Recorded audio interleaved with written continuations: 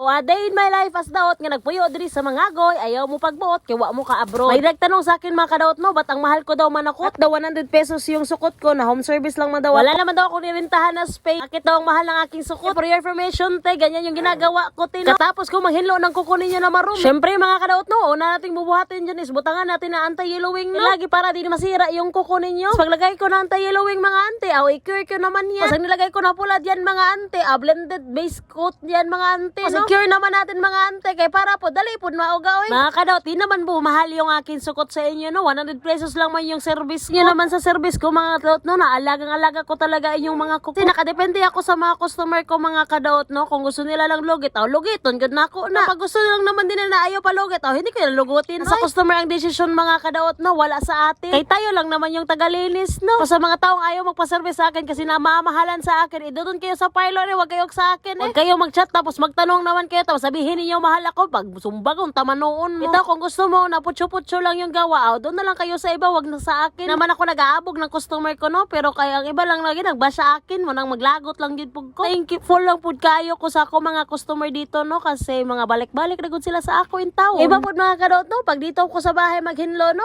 Makatulog lagi sa akong hinluan, oy. Tapos kadaot no, kulay na napili niya is kulay blue. Tapos kung piturahan ng kanyang tela, butangan na natin ng quick dry, no? Kay para dali mauga. Ano pa bang hinihintay natin diyan? Sa ayaw magpahinlo sa akin, no? Hindi ko naman kayo pinupugos. Doon na lang kayo sa parlor kung gusto ninyo. Tapos dito na lang ako. Salamat sa pagtanaw.